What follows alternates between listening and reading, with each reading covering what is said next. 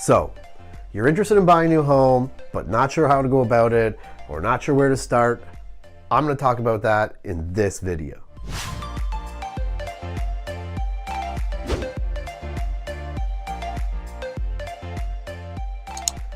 Hey, what's up guys? Matt Rooney here, and on this channel we talk everything real estate.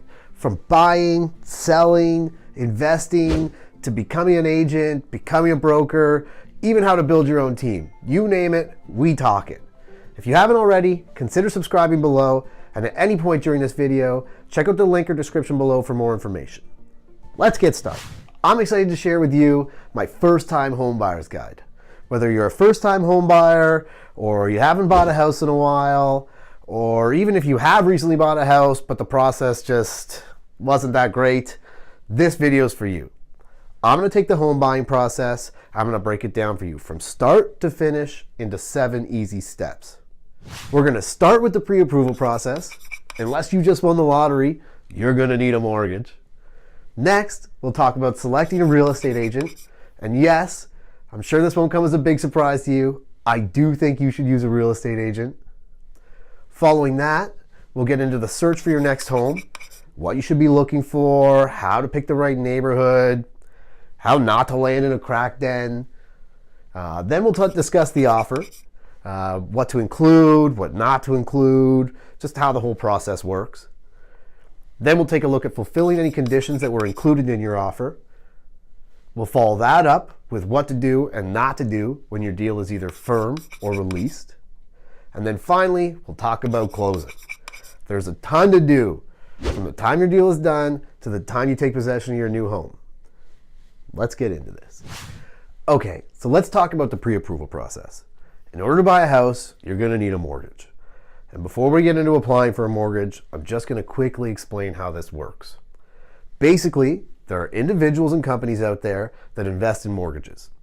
They make money on their investment through the interest we all pay when we take on a mortgage. We are the borrowers and they are the lenders. Now, because we don't all have access to these people, we need a middleman that can set us up. This is where mortgage brokers come in. They act as the middleman between borrowers and lenders. They have access to the people with money that home buyers need to borrow, and they have access to people who need to borrow the money that a lender is looking to invest. Getting a pre-approval is not the same as confirming your mortgage, but it does give you a very good idea of what you can afford. Finding a reliable, trustworthy, and knowledgeable mortgage broker is essential in the pre-approval process. If you don't know one, ask your friends, family, co-workers, anybody you know if they've worked with someone they really liked in the past. Have them refer that person to you. Also, try walking into your bank and speaking with the mortgage specialist there. An important step here is to interview a few mortgage professionals before selecting the one you'd like to work with. If you download the free home buyer's guide below this video, you'll find a list of interview questions that will help you when selecting the right mortgage broker for you. There are a few things to note about mortgages. Not all mortgage brokers are going to offer you the same interest rate, but they're also not all going to have the same terms in their financing agreements. So make sure you know what's in the fine print. Like, what are the penalties if you break your term early? You should also know about fixed rate versus variable rate mortgages. A fixed rate mortgage is one that maintains the same interest rate throughout its term. These are great because if the interest rate goes up, your payment stays the same. However, if the interest rate goes down, your payment stays the same. A variable rate mortgage is one that's interest rate fluctuates with the Bank of Canada's prime rate. They're typically less than prime rate, but move up and down as prime does. Like with a fixed rate mortgage, your payment will always stay the same. However, if the interest rates go up, more of your payment will go towards interest. Conversely, if interest rates go down, more of your payment will go towards the principal. Now, let's talk about real estate agents and how to select one. Much like mortgage brokers, I think it's a good idea to interview a few agents before making a selection. But if you already know one that you trust to do a good job, then by all means, give them a call. If you don't know one, ask the people you know to recommend their realtor. If you have people in your life that have used a real estate agent but wouldn't consider them their realtor, then they may not be the agent for you. A great agent stays in contact with their clients before, during, and after a transaction. They like to stay front of mind and instill confidence that you can reach out to them anytime you need anything real estate related. Not just when you need to buy or sell, but also when you need a tradesman or a handyman, or when you have questions about the market, or even if you're just being a nosy neighbor and you want to know what your neighbor's house sold for. If you're still having trouble finding an agent, walk into a few brokerages and ask the managing broker there to recommend an agent from their office. You're really looking for these three things. You're looking for, one, someone knowledgeable, not just about real estate, but about the market in which you're searching. Two, they should be trustworthy. We're not looking for some greasy car salesman here. And three, they should be excited to have your business. Remember, this person's going to be helping you with what might be the largest purchase you're ever going to make. When it comes time to interview agents, there are a few key questions to ask, but use the free home buyer's guide below this video and you won't need to worry about those because I've provided a list of interview questions for you to use. Even if you're using an agent you already know, run a few of those questions by them just to make sure they know their stuff. Once you've selected an agent, have a list prepared for them. Include things that you must have in a home, like a garage or at least 2 full bathrooms.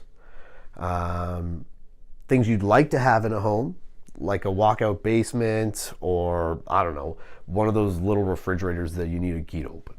And a list of things you must not have, like this home can't be in this neighborhood or that neighborhood, or maybe you hate back splits so you don't want to see any of those, whatever.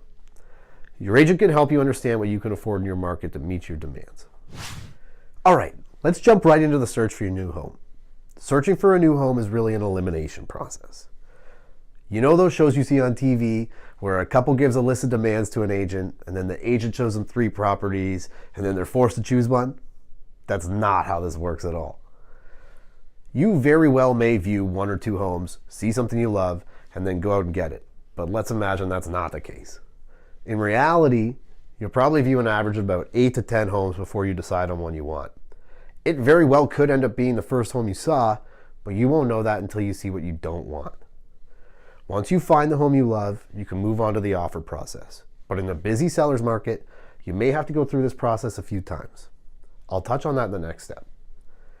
While you're searching for your home, your agent should be actively sending you new listings as they hit the market. Don't think you're off the hook though. This is a group activity, and although you'll find you don't need to be told this, you should be actively checking Realtor.ca, real estate magazines, the World Wide Web, for anything that interests you. You can then send those to your agent, they can do the research, and then they can set up your showings. Keep in mind that if you have a very specific need within a very specific price range, you may not see listings piling up every day. For example, if you're looking for a country property with a detached 2-car garage on an acre with a walkout basement and you have a conservative budget, you just may not see that much pop up that often. Conversely, if your parameters are way too wide and you're looking for any style of home with 3 bedrooms or more and at least a bathroom and you're pre-approved for $2 million, you're probably going to see every house in the world pop up and you're probably going to need to tighten your parameters. Often, you're going to need to compromise as a first-time home buyer due to your budget. You may see one house that has a walkout basement but no garage. Well, another has the garage, but it's dated and needs updating. Try to be flexible when working within a budget, but make sure you love the home you buy. There's no sense in spending all that money on something you're going to regret. You may find that you're dealing with a bit of stress through this whole process. Don't worry, this is normal. Take a deep breath and try to have some fun with this. This is an exciting experience and it will work out in the end. I'd like to get into our next step, the offer, and I don't want to get too long-winded on this step, so if you're interested in what to look for inside and outside of every home you view, drop me a line or check out the guide. It's all there. Now for the really exciting step, the offer. A few things on the technical side of this. Offers are usually drawn up on a standard agreement of purchase and sale. This agreement has several pre-written clauses that your agent explained to you. You do not need to include these clauses and can cross any of them out. However, I would strongly recommend that unless you have a background in contract law, you seek legal advice before doing so. The agreement is going to outline a whole whack of things, like the names of all buyers, sellers, and agents involved in the sale, legal description of the property, the address, the lot dimensions. Ask your realtor to walk you through this agreement before signing, and then you'll understand everything that's involved. At the end of this agreement, there will be at least one schedule. This is where you can list any conditions you may have regarding your purchase. For example, this is where you would include your desire for a home inspection, or where you would outline that your purchase is contingent on you arranging satisfactory financing. A good real estate agent will know how to phrase these clauses to protect you. Once you've submitted your offer, it's up to the seller to either accept, decline, or counter. If they accept, congratulations, you're on to the next step. If they decline, you likely offered a price, closing date, conditions, or a combination thereof that they couldn't work with. But a more likely scenario is that the sellers counter your offer with some details that are more suitable to them. If they're moving to a new home, they may want a closing date that coincides with their moving date. Or if you've offered a lower price than they're asking, they may try to negotiate a price that you're both comfortable with. At any rate, this is another opportunity for your agent to shine. Okay, moving right along here. Once you have an accepted offer, you'll have to get moving on fulfilling your conditions. There's a chance that your offer didn't contain any conditions and that your new home is already in the sold pending stage. If this is the case, congratulations again. Feel free to move on to step 6. If your offer was conditional on arranging financing, have your realtor send the necessary paperwork, they know what this is, to your mortgage broker or bank so that they can get moving on securing funding for your purchase. If your offer was contingent on, let's say, a home inspection, then it's probably time to find a home inspector. If you're a handy person or are close with someone that's handy, you may choose to do this inspection yourself. Otherwise, like with every other professional I've mentioned, it's time to interview a few inspectors. As with realtors, lawyers, which we'll get into, and mortgage agents, ask around for someone trustworthy and reasonably priced. Your real estate agent has a whole network of people with whom they work regularly, and they're probably the best place to turn here. Keep in mind that when a home inspector goes through a house, they can't see behind walls and they won't inspect appliances. When writing your conditions, ask your realtor to include a clause that stipulates that the included appliances will be in good working order and free from all liens and encumbrances upon closing. There's a whole laundry list of other conditions that may be included in your agreement, and I've listed a few of those in the guide, but if you've been following along, then you have a professional agent that's looking out for you, and they'll make sure you're covered. Our next step leads us past the conditions, and there's really only 2 ways to go from there.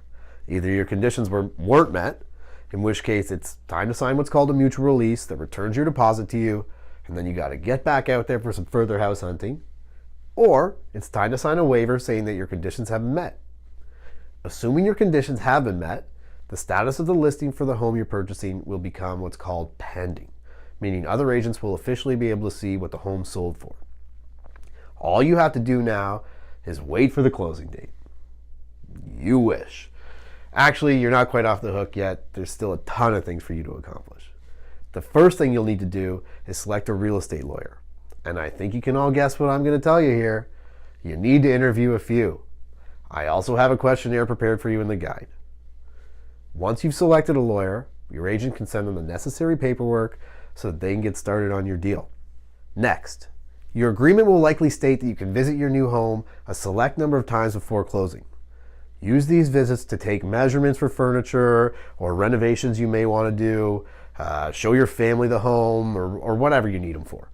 Try to save a visit in case something urgent pops up, and definitely save one visit for the day or two before closing. This last visit is your chance to do what's called a final walkthrough. During your final walkthrough, you'll have the opportunity to make sure that all of the appliances and utilities are in good working order and that the property is being maintained to the agreed upon state that was set out in your agreement. If anything doesn't check out, the sellers will need to rectify it before your lawyer releases the money to them on closing. Also, during this time, you'll need to contact your insurance company to arrange homeowners insurance, which, by the way, is a very inexpensive expense. And you'll need to contact your utility providers to have gas, hydro, and water switched to your name. Don't forget to rent a U-Haul, hire a moving company, or make plans with your friends and family. And finally, if you're renting, You'll likely need to provide notice to your landlord that you'll be moving out on a specified date. Feel free to use the free guide below this video for a checklist on all that you need to do before closing. There are also a few don'ts to follow during this time. It's important to act fiscally responsible. So don't tell your boss to shove it, don't put that big vacation on credit, and don't go buy that convertible you've been eyeing down. I'm kidding, but I'm serious. I've seen this happen, and you don't want to jeopardize your credit while you're waiting for your house to close.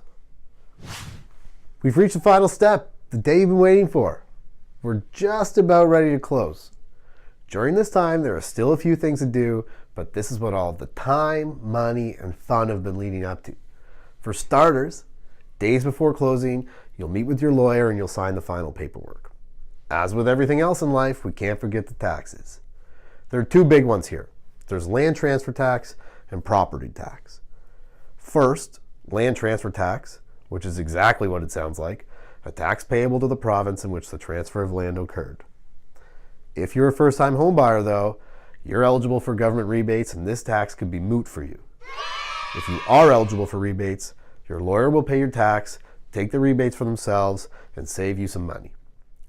Depending on the province you're in, this tax may actually be called property purchase tax. Or, if you live in Alberta, Saskatchewan, or parts of Nova Scotia, you may not have this tax at all. Depending on your municipality, the size of the land you're purchasing, and a few other factors, the amount of land transfer tax is going to vary. Ask your agent to calculate what you will owe when you begin the buying process. Property taxes fluctuate from municipality to municipality, depending on their financial needs for a given year. Property taxes are expressed as a dollar rate for every $1,000 estimated to be the market value of your property. Often, this assessment is much less than the purchase price of your home, but you can ask your realtor what any assessed values are and what the property taxes are on a given home. Some people choose to have their property taxes built into their mortgage payments, while others may want to pay them monthly, quarterly, or annually. Be prepared with some backup cash. You may want to buy furniture, paint, throw a housewarming party, who knows? But that's it. Congratulations, you are now a proud new homeowner. Thanks so much for checking out this video. Definitely subscribe for more videos covering everything real estate. And if you haven't already, download the full version of my free home buyer's guide. It's in the description below. Hit me up with any questions or comments. And until next time, I'm Matt Rooney, talking everything real estate. You think that I'm just like, if you're using an agent you already know, run a few of those questions by them just to make sure they know their shit. Fuck, I can't see that.